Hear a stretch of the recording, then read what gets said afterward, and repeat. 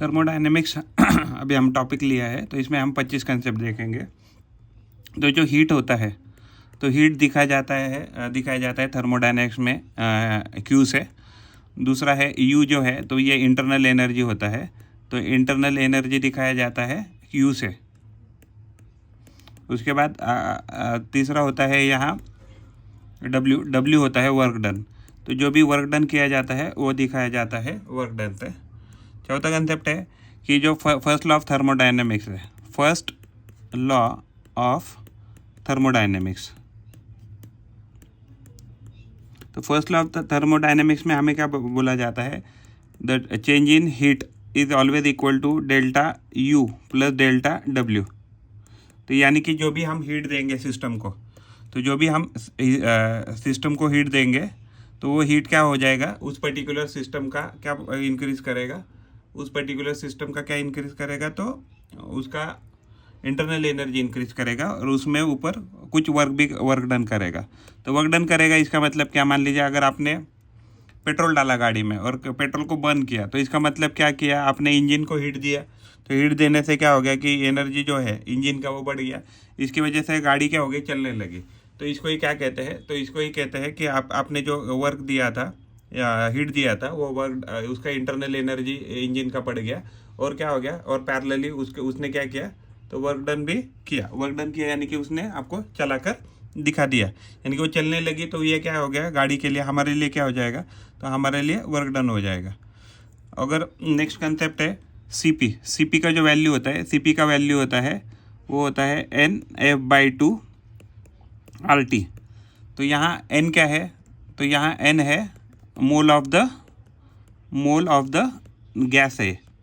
तो mole of the gas कैसे लिखते हैं हम, तो मोल ऑफ द गैस लिखे जाते हैं मोल यानी कि N, मोल क्या लिखा जाता है, wait given divided by molar mass.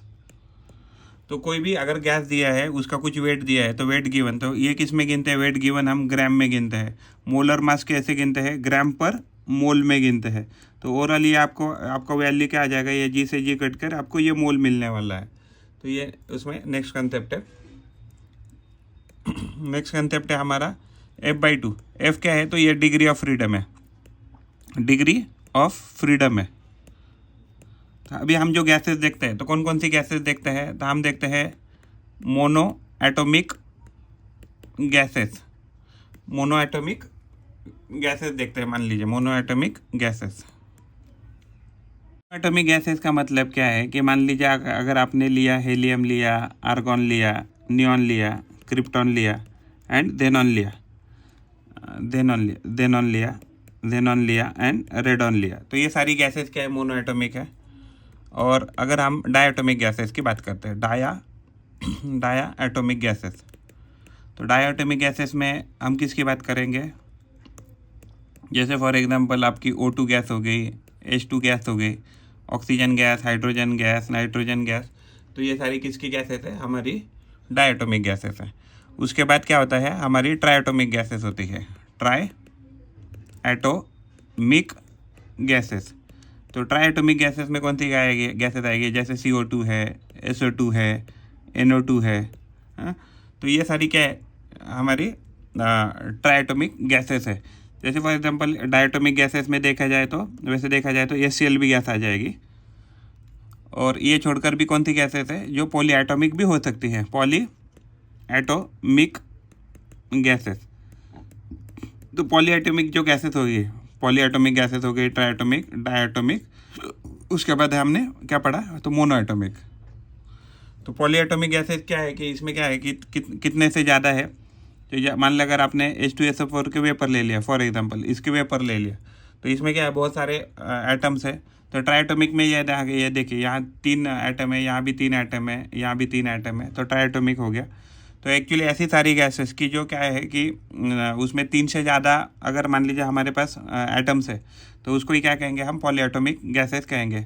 जैसे H3NO3 है, तो H3NO3 का अगर हमने वेपर लिए, तो इसको ही हम क्या कह सकते हैं, तो पॉलीएटॉमिक कह सकते हैं। ये पॉलीएटॉमिक मॉलिक्यूल है, इसको अगर हमने बहुत गर्म किया तो क्या हो जाएगा, वो कन्वर्ट हो जाएगा वेपर में। तो ये इसकी हम बात कर रहे हैं। अगर हम CP की जो बात कर रहे थे, तो CP जो होता है, सीपी जो होता है वो होता है molar heat capacity, molar heat capacity. तो मोलर हीट कैपेसिटी का मतलब क्या है कि अगर आपने कोई तो हीट प्रोवाइड किया तो उसका फॉर्मूला रहता है एन, तो इंटरनल जो एनर्जी होता है, internal energy at constant pressure, तो इसका फॉर्मूला होता है n C P delta T, n C P delta T. तो एन क्या है, मोल है, एन मोल है, और सी पी क्या है, heat supplied eight constant pressure है, और डेल्टा टी क्या है, चेंज इन टेम्परेचर है। तो एन क्या है यहाँ, तो एन यहाँ मोल है, और सी पी क्या है, molar heat capacity. C P को हम मोलर हीट कैपेसिटी भी कह सकते हैं, या heat supplied to 1 mole of gas, और सब्सटेंस कह सकते हैं एट फिक्स्ड प्रेशर। और डेल्टा टी का मतलब क्या है, डेल्टा टी का मतलब है चेंज इन टेम्परेचर। हमने ये जो फार्मूला लिखा है यूपी, यानी कि इसमें क्या है, ये जो यू है, ये यू है और सफिक्स में पी है, यानी कि क्या है, internal energy at constant pressure.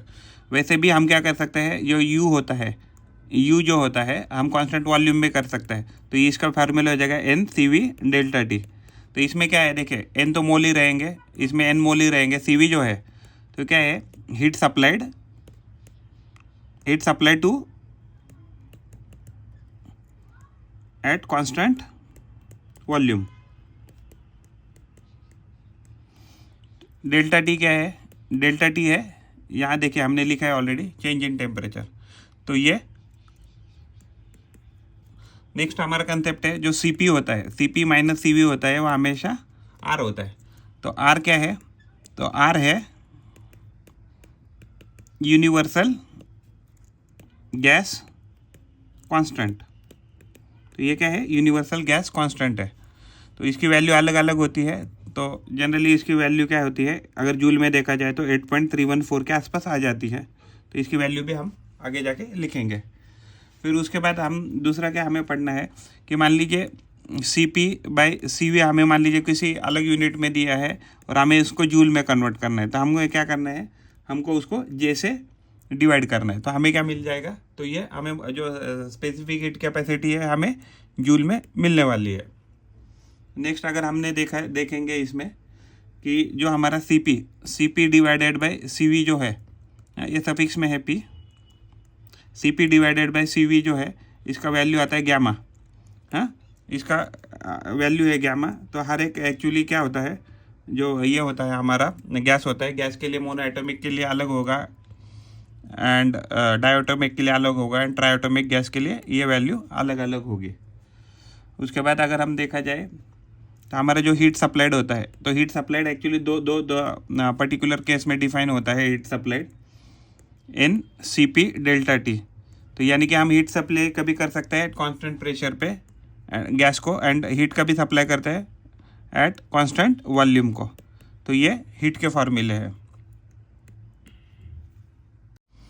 हमने अभी तक क्या पढ़ा है, Q is equal to m C delta T है, Q equal to m C delta T होता है, यानी कि हीट सप्लाइड क्या होता है, हीट किसके बराबर रहता है, एम सी डेल्टा टी।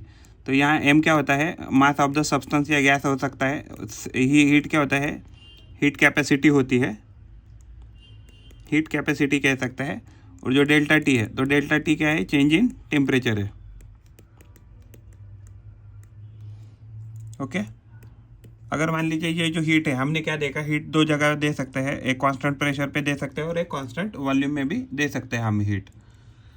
अगर हम स्पेसिफिक हीट कैपेसिटी की बात करें, तो स्पेसिफिक हीट कैपेसिटी हम स्मॉल एस से भी दिखा सकते हैं या स्मॉल सी से भी दिखा सकते हैं। तो ये दोनों एग्जैक्टली इसके नोटेशन हो सकते हैं।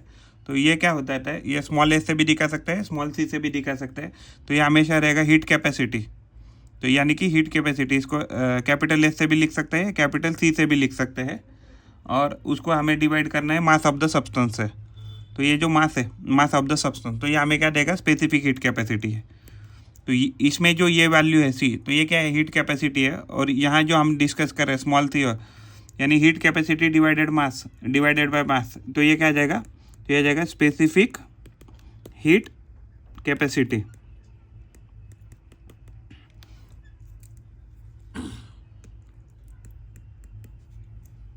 अगर हम गैस की बात कर रहे हैं और वर्क डन की बात करते हैं तो कोई भी गैस को अगर वर्क डन है तो उसमें जनरली वो वैल्यू रहता है PdV। तो ये P क्या होता है, तो P होता है प्रेशर ऑफ द गैस, और डेल्टा V क्या होता है, change in volume of gas. Okay, अगर मान लीजिए हमारा वॉल्यूम कांस्टेंट है और मान लीजिए प्रेशर चेंज हो रहा है, तो ये वैल्यू किसके बराबर होता है, तो आइडियल गैस इक्वेशन हमें पता होता है, आइडियल गैस इक्वेशन। तो आइडियल गैस इक्वेशन क्या होता है, PV इक्वल टू nRT। इसमें P क्या है, तो P pressure of the gas है, V volume of the gas है, N mole of the gas है, R यूनिवर्सल गैस कांस्टेंट है, और T क्या है, टेम्परेचर है। तो यानी कि मान लीजिए अगर कभी मान लीजिए आपका वॉल्यूम कांस्टेंट है, तो हम वॉल्यूम को क्या लिख सकते हैं, nRT डिवाइडेड बाई P, जो वैल्यू है वो क्या देगा, ये कांस्टेंट वैल्यू दे जाएगा। मान लीजिए अगर हमारा अलग अलग कंडीशन में हमें अगर चेंज करना है तो हम इसको क्या कर सकते हैं, ऐसे भी लिख सकते हैं, या अदरवाइज हमें अगर प्रेशर को चेंज करना है तो प्रेशर को क्या लिख सकते हैं, प्रेशर को हम लिख सकते हैं P is equal to nRT divided by V। Work done at isothermal process. तो work done at isothermal process क्या होता है, आइसोथर्मल प्रोसेस होता है Q is equal to W हो जाता है, तो इसका वैल्यू आ जाता है nRT ln V2 by V1। तो final volume divided by initial volume. अगर हम इसको प्रेशर के टर्म्स में लिखेंगे तो ये वैल्यू क्या आ जाएगा, nRT ln P1 by P2। हम इसको ऐसे भी लिख सकते हैं, work done at isothermal process. तो ये उसका फॉर्मूला है। और बॉयल्स लॉ क्या कहता है, बॉयल्स लॉ तो बॉयल्स लॉ क्या कहता है, जब भी अगर आप कहीं टेम्परेचर क्या करते हैं, टेम्परेचर कांस्टेंट रखते हैं, अगर आप टेम्परेचर कांस्टेंट रखते हैं तो प्रेशर क्या रहेगा, pressure of the gas will directly inversely proportional to the volume of the gas. तो बॉयल्स लॉ क्या कहता है, तो इसके वजह से क्या हो जाएगा, PV हमें क्या मिलेगा, तो ये कांस्टेंट मिलेगा। तो ये क्या है, तो ये बॉयल्स लॉ है। इक्वेशन फॉर एडियाबैटिक प्रोसेस की बात करें तो वो हो जाएगा PV raise to gamma. Gamma को हम ऐसे वाई जैसे लिखेंगे, PV raise to gamma is equal to constant value आ जाएगा। यानी कि इसके मतलब है, अगर पहले गैस का P1 वैल्यू प्रेशर पकड़े, V1 वॉल्यूम पकड़े, और उसका अगर जो भी गैमन रहेगा तो वो क्या हो जाएगा, उसी गैस का प्रेशर P2, वॉल्यूम V2, और उसका जो वैल्यू है वॉल्यूम V2 जो है, तो उसकी पावर गैमा, ये हमेशा वैल्यू क्या देगा, तो हमें ये कांस्टेंट वैल्यू देगा। तो ये प्रोसेस कब यूज़ करना है, हमें एडियाबैटिक प्रोसेस में यूज़ करना है। उसके बाद अगर हम पढ़े, तो अगर हम एडियाबैटिक प्रोसेस की बात करें तो हमने ऑलरेडी क्या पढ़ा है, इसमें भी अलग अलग एग्जैक्टली इसमें ये बनते हैं, फॉर्म्स बनते हैं। तो ये पहला था PV raise to gamma is equal to constant. तो दूसरा फॉर्म इसमें ऐसा ही बनता है, T1V gamma -1 temperature volume, TV equal to क्या आ जाएगा, तो ये कांस्टेंट आ जाएगा। तो ये उसका और एक फॉर्म है, और उसका और एक फॉर्म है P gamma -1 into T2 T। तो ये वैल्यू भी हमें क्या देगा, तो ये कांस्टेंट वैल्यू देगा। जीरोथ लॉ ऑफ थर्मोडायनेमिक्स क्या कहता है, मान लीजिए आपके पास 3 सिस्टम है। तो पहला सिस्टम मान लीजिए A है, दूसरा सिस्टम B है, और तीसरा सिस्टम C है। तो मान लीजिए A और B थर्मली इक्विलिब्रियम में। थर्मली इक्विलिब्रियम क्या है कि मान लीजिए हम ऐसा कंसीडर करते हैं, A का टेम्परेचर और B का टेम्परेचर सेम है, तो इसकी वजह से क्या हो जाएगा कि जितना यहाँ से हीट जाएगा उतना ही यहाँ हीट जाएगा। हम दूसरा क्या कंसीडर करते हैं, B और C, तो ये भी क्या है, थर्मली इक्विलिब्रियम में। तो यानी कि जितना B का टेम्परेचर है उतना ही C का टेम्परेचर है, तो क्या हो जाएगा, इसकी वजह से हीट फ्लो नहीं होगा। तो इसका मतलब क्या है, अगर A B से साथ थर्मल इक्विलिब्रियम में है, B C के साथ थर्मल इक्विलिब्रियम में है, इसका मतलब हम क्या कंक्लूड कर सकते हैं, A C के साथ भी थर्मल इक्विलिब्रियम में है। तो ये हमारा हो गया जीरोथ लॉ। अगर हम किसी इंटरनल एनर्जी की, गैस की इंटरनल एनर्जी की बात करते हैं, तो इंटरनल एनर्जी जो गैस की रहती है वो हमेशा कांस्टेंट वॉल्यूम पे होती है। तो ये वो हमेशा क्या रहेगा, NCV डेल्टा टी के बराबर होती है, या उसका फार्मूला रहता है N F/2 R into T. तो यहाँ एन क्या है, तो एन मोल है, CV क्या है, heat supplied eight constant volume है, और ये क्या है, चेंज इन टेम्परेचर। अगर हम दूसरा उसका क्या वर्जन देख सकते हैं, ये मोल है और ये क्या है, F/2। F क्या है, F है degree of freedom, degree of freedom. तो हर एक गैस का क्या है, हर एक गैस जो है मोनो एटॉमिक, डायटोमिक और इवन हमारा ट्राइएटॉमिक या पॉलीएटॉमिक जो है, तो उसके लिए आपको क्या है, तो इसका वैल्यू अलग अलग है।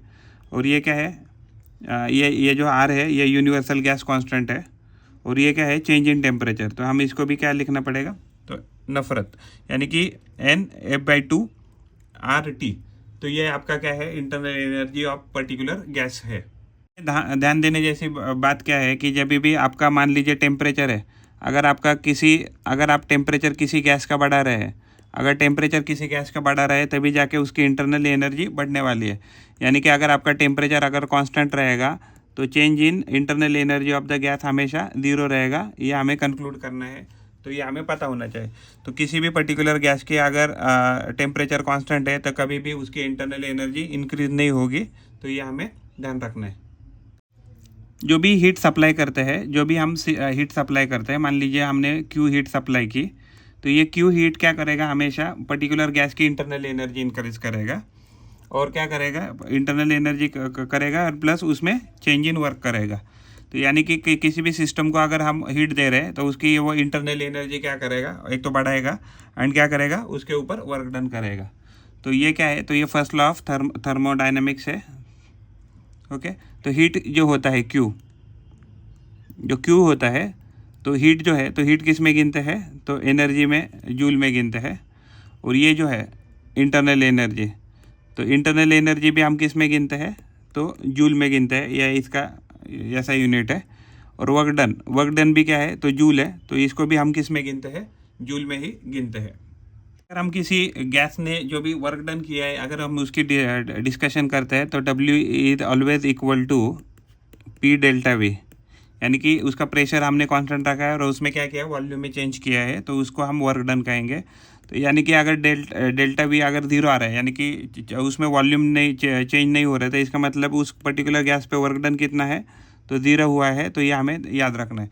तो यानी कि किसी भी केस में, यानी कि अगर पर्टिकुलर केस में, यानी कि जब वॉल्यूम कांस्टेंट होता है, तो इसको क्या कहते हैं, आइसोकोरिक प्रोसेस।